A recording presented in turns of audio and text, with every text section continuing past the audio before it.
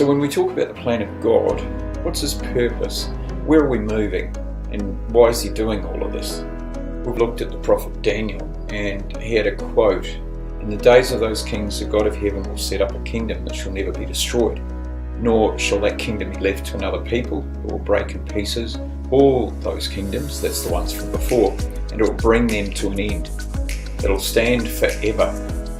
So this tells us a bunch of things about God's plan for the world, God's plan for you.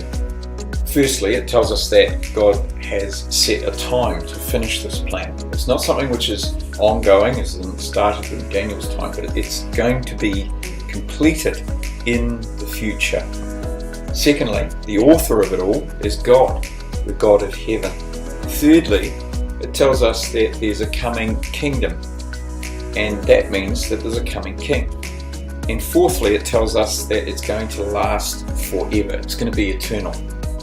In that same chapter, we read about another king, and actually he's one of the kings that makes up this prophecy.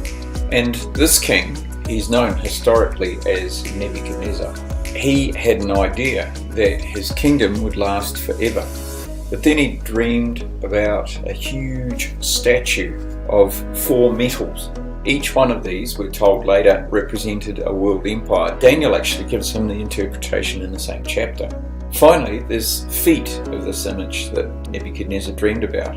And these feet are a mixture of iron and clay. So that's representative of today.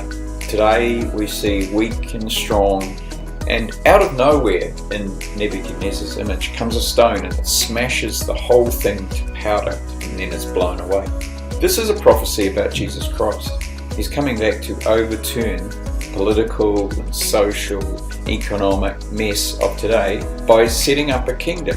You can be on the right side of this future, and you can join in this purpose, this plan of God.